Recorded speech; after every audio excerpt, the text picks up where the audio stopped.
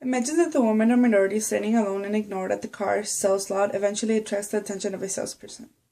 They negotiate and she buys the car. Later she learns that she paid almost $1,000 more than the average white male pays for the same car. The theory or research is a critical race theory. This theory has gained many activists and educated supporters to speak up and spread the ideas embedded into this theory. The critical race theory helps people be more aware of the racism that still exists today and helps us reflect on who has power and advantages in this country. Before taking this class, I took a Pan-African Studies class where we studied the critical race theory and read The Critical Race Theory by Richard Delgado. In addition to this class and the book, I did more research online, which helped me become an expert on the topic. What enticed me the most about this theory is that it educates people about microaggression, institutional racism, white supremacy, and white privilege. I think it is important for people to be aware of the struggles of minorities and how race still plays a big part in the way people are treated and discriminated.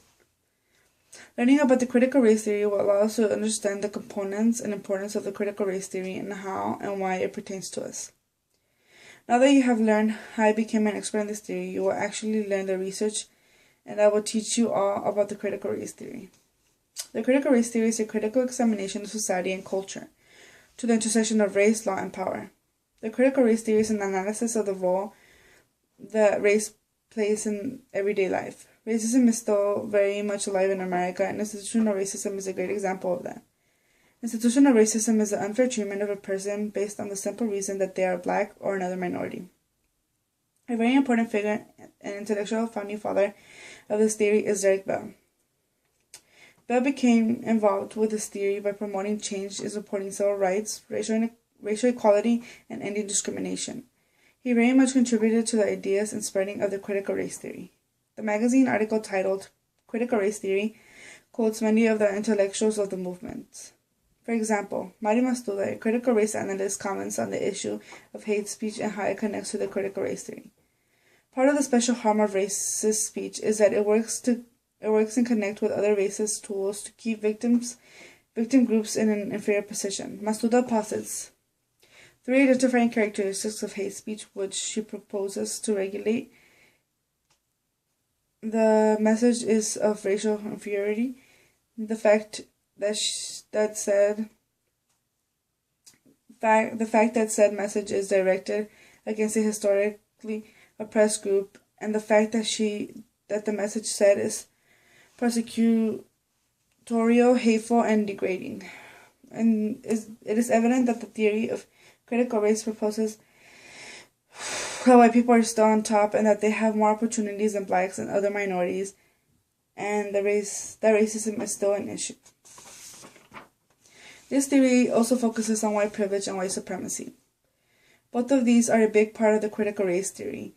It makes claims that when reflecting and observing the world, one notices who really is in power. White people are born with many privileges and advantages just by being white. The critical race theory strongly rejects liberalism. It criticizes and disagrees with liberals because liberals believe that we have reached a point where there is no racism and that we have reached equality and freedom. And the critical race theory claims the opposite of that. An interesting point discussed was intersectionality. Intersectionality within CRT points the multidimensionality of oppressions and recognizes that race alone cannot account for disempowerment. Intersectionality means the examination of race, sex, class, national origin, and sexual orientation and how the combination plays out in various settings. This is an important tenet in pointing out that CRT is critical of the many oppressions facing people of color and does not allow for a one-dimensional approach of the complexities of our world. There are many activists who support this theory.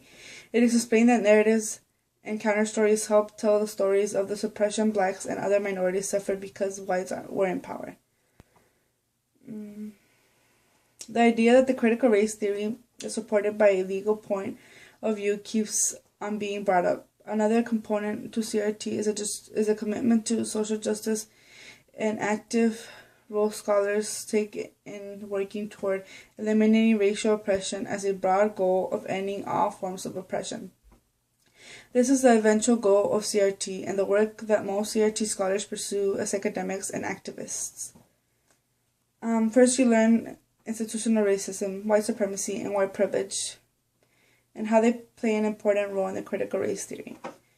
Now you will see an example of racism and discrimination that have all of these aspects.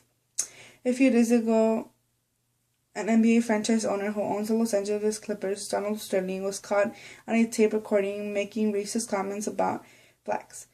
He very directly expressed his dislike for blacks and said that they were worthless. He was recorded telling his mistress not to post pictures of her with black people and not to bring black people to the games. He also directed his comments towards a famous basketball player. He said specifically not to bring people like Magic Johnson to the games. Besides those racist discriminating comments, previous lawsuits that proved that Sterling is very discriminating came to light. One that jumped out was a lawsuit filed by Elgin Baylor, who claims that Sterling mistreated him and discriminated him as a player because he was black. This contemporary event proves that discrimination, racism, microaggression, and white supremacy and institutional racism still exist today.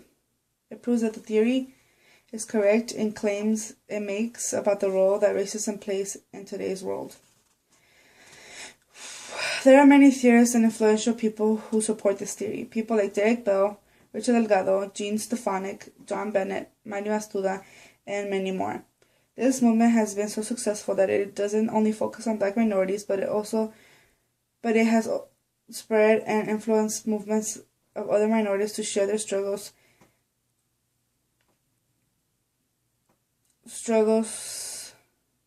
with race and be activists for change. CRT has more recently had some spin-offs from original movement. Latina critical theory, Feisty Queer Crit Interest Group, and Asian American legal scholarship are examples of the subdisciplines within CRT. These subdisciplines address specific issues that affect each unique community. For Latina critical race theory and Asian American scholars, they examine language and immigration policies, whereas a small emerging group of Indian scholars examine indigenous peoples' sovereignty and claims to land. This displays the diversity even with the CRT disciplines that hold CRT to maintain its multidisciplinary approach. The critical race theory is not limited and it promotes diversity, opportunity, civil rights, and change for all kinds of races and cultures. Its purpose is to educate and fight for change and equality for all races. These theorists are analyzing the law, race, gender, education, power, society, and culture. Now that you have learned the main concepts of the critical race theory, you will get a quick summary and recap of the main points. I hope that now that I have given my speech, people understand that the components and importance of the critical race theory and how and why it pertains to us. In this speech, we covered the main concepts and characteristics of the critical race theory and its scholars. So now that you have learned about the critical race theory, ask yourself, are racism and discrimination still a big problem in the world today?